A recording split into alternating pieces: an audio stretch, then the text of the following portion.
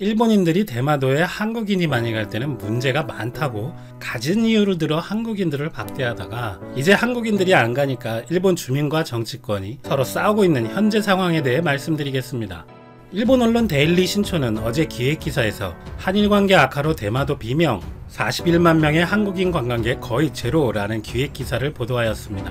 한국 관광객 감소에 대한 일본 언론의 보도도 매우 많았지만 이 기사는 매우 흥미로운데요. 2000년 한국인 관광객은 7,500명 정도였고 2011년 동일본 대지진으로 감소했지만 2011년 46,000명, 2012년 15만 명 이후 꾸준히 늘어서 지난해에는 41만 명에 달했고 이 수치는 대마도 전체 관광객 54만 명 중에 76%에 달하는 것이라고 설명을 합니다. 한국인 관광객의 섬 소비액도 2017년 35만 명일 때 79억엔, 우리 돈 900억 정도로 추산이 되는데 그렇다면 시사멘터리가 계산을 해보겠습니다. 작년 41만 명의 한국인 관광객 소비액은 1100억이라고 볼 수 있고 인구 3만 500명의 작은 섬에게는 엄청난 금액입니다. 대마도 인구 3만 500명이 당연히 모두 관광업에 종사하지는 않겠죠. 어린이, 학생, 농업, 수산업, 제조업, 공무원도 있을 것이고 실업자들도 많을 텐데 단순하게 4인 가구 기준으로 나누어 본다면 한국인이 대마도에서 쓰는 돈이 대마도 모든 가구로 나누어도 1,500만 원이나 된다는 겁니다. 지금 일부 유튜버님들도 대마도가 망했네, 까딱없네 이러시면서 싸우시는 분들 계시던데 뻔한 얘기 갖고 싸우지 마시고요. 이렇게 비교해보면 어떨까요? 한국에서 실제 벌어진 유사한 사례하고 비교해보죠.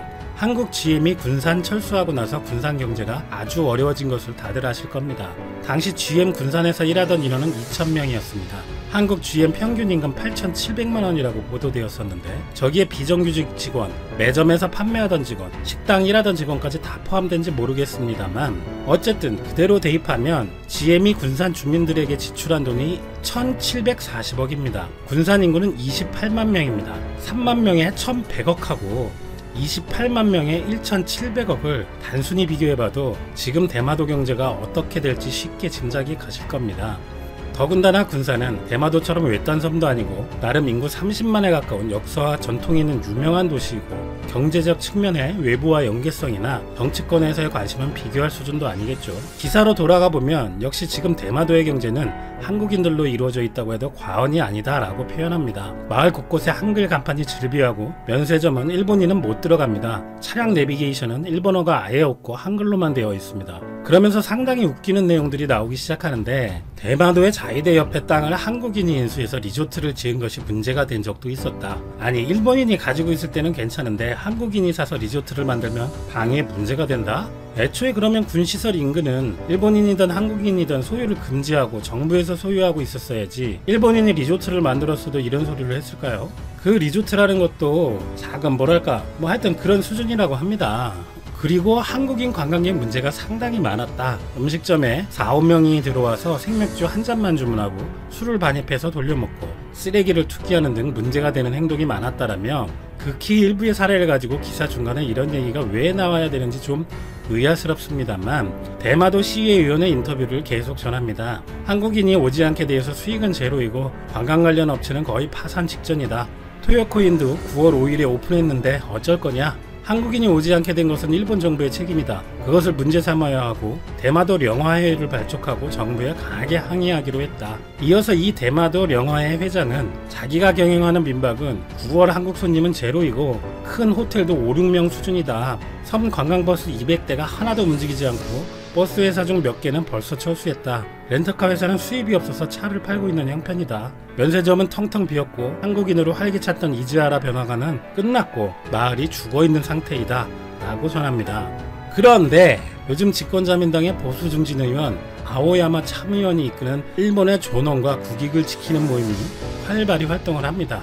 뭔가 조직 이름이 일본 덕후스럽기는 합니다만 이 아오야마 참의원이 그냥저냥한 사람은 아닌 것 같고 소개 페이지만 해도 상당한 양인 게 꽤 지명도가 있는 사람인 것 같습니다. 대마도의 국토 침식에 대해 처음 조사하러 갔다. 한국 사람들이 대마도에 많이 와서 모습을 변화시켜 버렸고 자이드 시설 주변에 한국인들이 토지를 구입한 것도 조사했다라고 일본 방위에 대한 우려와 한국인 관광객이 많아지는 것에 대해 한국의 일본 국토 침식이라는 말로 표현을 하면서 대마도가 국토방어에 중요하다는 관점이 정부에 결여되어 있었고 주민의 요구에 부응하기 위해 대마도 진흥법의 제정을 촉구했는데 내용은 일본인 관광객 증가를 목적으로 대마도 국내선 항공료이나 수학여행 조성, 해상자위대 방위대 주변의 토지의 국유화와 항만의 정비이다 라고 발표를 합니다. 그러니까 일본 정치인의 입장은 그냥 대마도에서 그냥 한국인 다 나가고 오지마 라는 거네요. 그리고 1년 안에 진흥법이 제정되어야 한다고 정부에 직접 요구를 했다고 합니다. 이에 대해서 아까 대마도 주민들의 반응을 보겠습니다. 아까 인터뷰했던 대마도 령도회 회장은 그런 느긋한 말 하면 안 된다. 모두 비명을 지르고 있다. 시급하게 대책을 내놓지 않으면 모두 도산한다. 또 나가사키 신문에 따르면 한국인 관광객을 위한 식당을 경영하고 있는 나카무라 씨는 일본인 대상으로 업종 변경을 고려하고 있지만 국내 관광객에 의한 경제 효과에 대해서는 회의적이다. 페리와 고속선이 전편 10,000원으로 운항해도 연간 8만 명도 안 된다. 대마도는 지리적으로 한국 관광객이 없으면 안 된다. 정부에서는 대마도 사람들이 계속 살기 위한 지원책을 검토하면 좋겠다라고 호소하고 있습니다.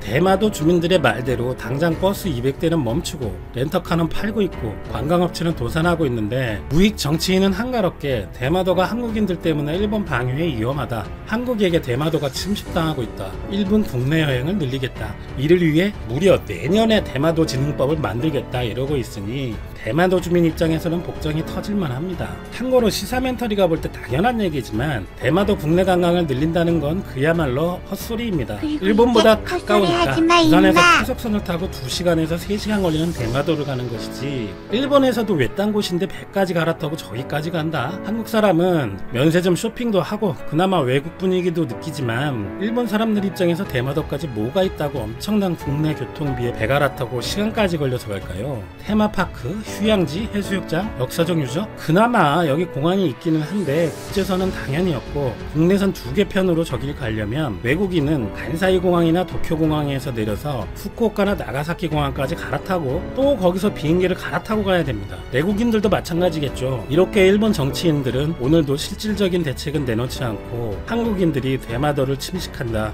대마도 국토방위에 위험하다는 반항 감정이나 키우려는 작태를 하고 있는 현실입니다. 오늘도 일본은 평화롭습니다.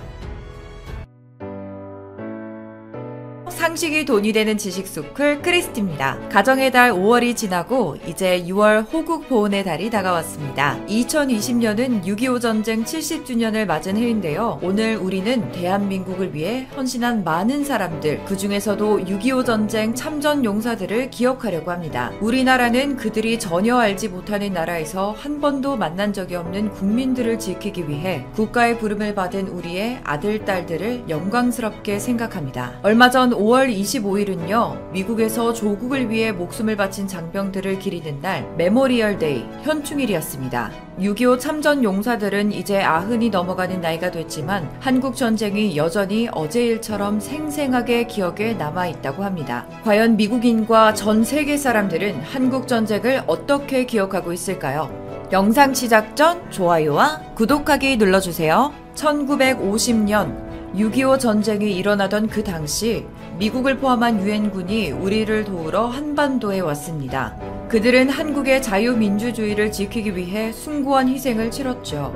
전쟁이 끝난 직후에 한국은 약소국 중에 약소국으로 평가받을 만큼 어려운 시기를 겪었습니다. 그렇지만 전 세계의 도움으로 한 발 두 발 내디딜 수 있었고 결국 2020년 지금 세계적인 선진국이 됐습니다. 한국은 전 세계에서 유례를 찾기 힘들 정도로 빠른 경제 성장과 민주주의를 이뤄냈습니다. 이렇게 많은 나라를 놀라게 했던 한국은 2020년 코로나19 위기를 극복하면서 세계적인 리더로 올라서기까지 했어요. 이렇게 우리나라가 성장할 수 있었던 건 그때 우리를 위해 희생해 주었던 6.25 참전 용사들이 있었기 때문일 겁니다.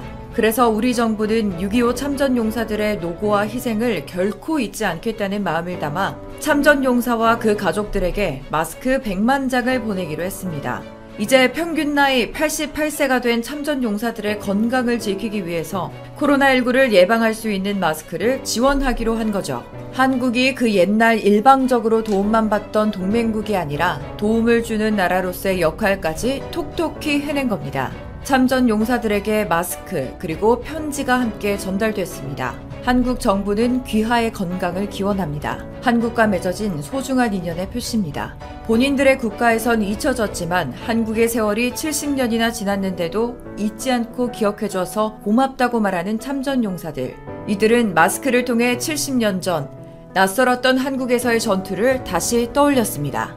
이분들은 전쟁 당시엔 한국이 이렇게 크게 성장할진 몰랐다고 해요. 그래서 지금의 한국을 볼 때마다 놀라우면서도 자랑스러운 마음이 든다고 합니다. 특히 빠른 경제 성장과 성숙한 민주주의를 이뤄냈을 땐 나와 동료들이 피 흘려 지켜낼 만큼 의미가 있었구나 하는 걸 깨달으셨대요. 그래서 어떤 참전 용사들은 언젠가 한국 땅에 묻히고 싶다는 얘기도 했습니다. 실제로 부산 UN-기념공원에 안착된 참전 용사분들도 꽤 많죠. 그들에게는 한국이 제2의 고향, 그리운 곳, 그리고 새로운 가족이 생긴 그런 곳이었습니다. 이렇게 그들이 우리를 기억하고 잊지 않고 있는 만큼 우리도 참전 용사들을 기억하고 고마워해야겠죠. 이쯤에서 우리는 한미 관계를 다시 한번 떠올려보게 됩니다. 미국의 트럼프 대통령이 가끔 깡패처럼 굴 때가 있었죠. 방위비 협상을 통해 군사동맹국인 우리나라를 압박하고 부담을 준 것처럼 말입니다. 그래서 잠시 우리나라에서도 한미 군사동맹에 관한 논란이 일기도 했어요.